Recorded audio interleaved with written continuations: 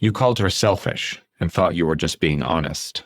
She stopped arguing after that, not because you were right, because now she knows what she becomes in your version of her, and you probably took that quiet as progress. Look at the proof you've been using. She did react hard last Tuesday. She did go quiet over something you thought was nothing. She did bring the same complaint back up after you thought it was over. You've been watching. You've been keeping count. Maybe not on paper, but in that file in your head that opens every time she does something that fits. And you'd say it straight. I'm not making this up. I'm not being cruel. I'm saying what I keep seeing. If she keeps doing it, why am I wrong for calling it what it is? Here's the problem with that file. Everything in it got read through the word you already picked. Once you called her dramatic, every strong reaction turned into drama. Once you called her needy, every time she asked for something became neediness. Once you called her selfish, every no she gave you got dropped in the same bucket. The word didn't come from the evidence. The evidence came from the word. You heard the complaint. You reacted to the tone. You got defensive because it felt like an accusation. You argued about the wording, and eventually you got the complaint to stop. But you never looked under it. You never asked what she was actually asking for. You're not keeping a fair count. You're running everything through a filter, and that filter only lets in the stuff that matches what you already decided about her. So look at what you're actually holding, not the list, the way you're seeing her. Are you still seeing your wife, or just the label you put on her? His position makes sense. It should be taken seriously. You did not start using blunt language because you wanted to hurt her. You got there because you've been in the same argument enough times to know where it ends. You tried saying it carefully. You tried saying it calmly. You tried choosing every word like one wrong step would blow the whole thing up. And the same fight kept coming back anyway.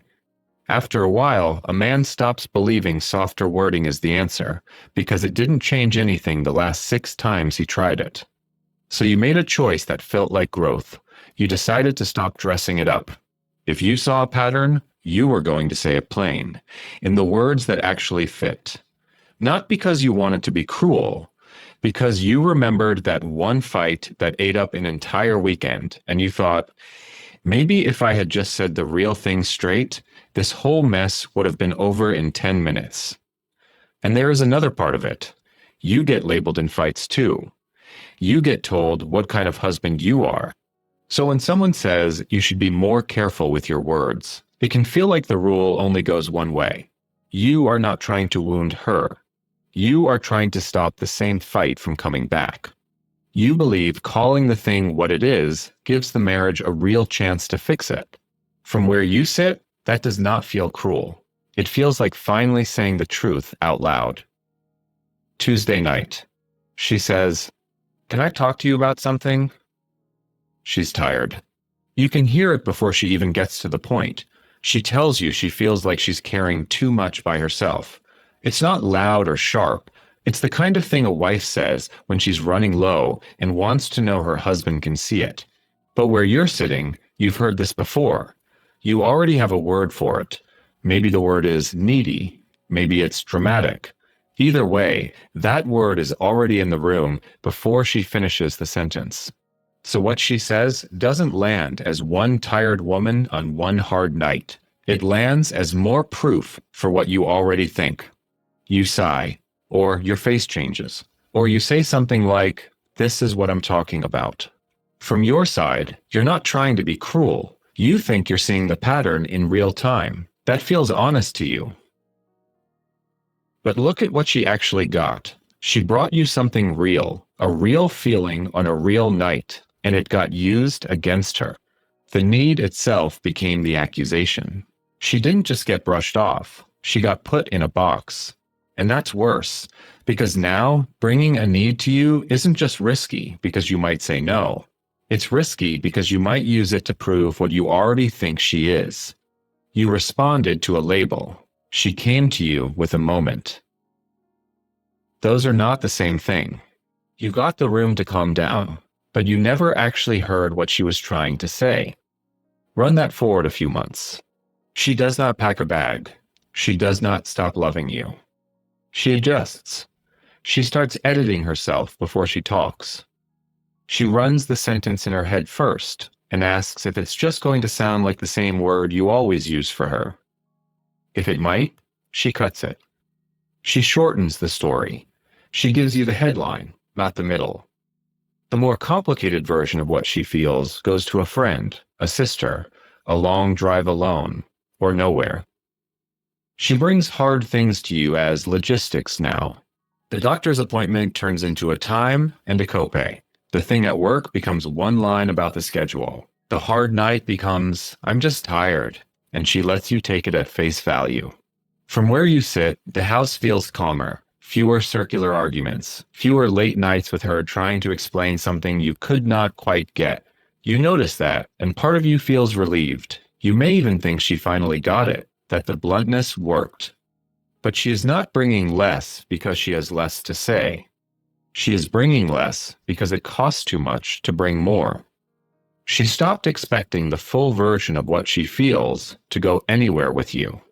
So she stopped saying it. And your filter is still running in the background. The small reactions she still shows get dropped into the same old category. Your certainty grows. Her openness gets smaller. The word you have for her starts to feel more and more true to you, right as your wife gets harder to see. The marriage keeps working on the surface. Meals happen, weekends pass, but something behind her eyes has changed, and you don't catch it. Because the room is quiet, and to you, quiet has always looked like, okay. By the time you notice the distance, she has been living that way for a long time. The old measure was simple. Was the word true? Did what you said about her match the pattern you kept seeing? Did you finally say it out loud instead of dancing around it? By that measure, yeah, you were being honest. By that measure, you did the harder thing. But that measure stops the second the word leaves your mouth.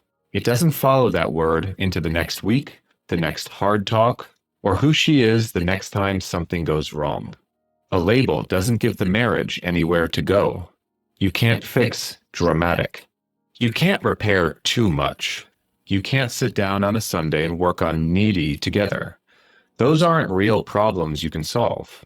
They're verdicts. And once that verdict lands in the room, the conversation stops being about what happened. Now it's about whether she feels safe being herself with you when things get hard.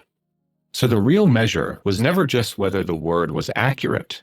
It was what happened to her after it landed. Did she bring more of herself into the next hard moment or less? Did the next conflict stay about something specific you could actually work on? Or did it turn into her defending who she is all over again? A husband who can say what happened, what it cost him, and what he needs without turning his wife into a category is not being less honest. He's being honest in a way the marriage can actually survive. You said the hard truth. But the next time something went wrong, she either brought you the full version of what she was feeling, or she brought you less of it. You made it this far into the video instead of swiping away. That's longer than you listened to her the last time she started something serious.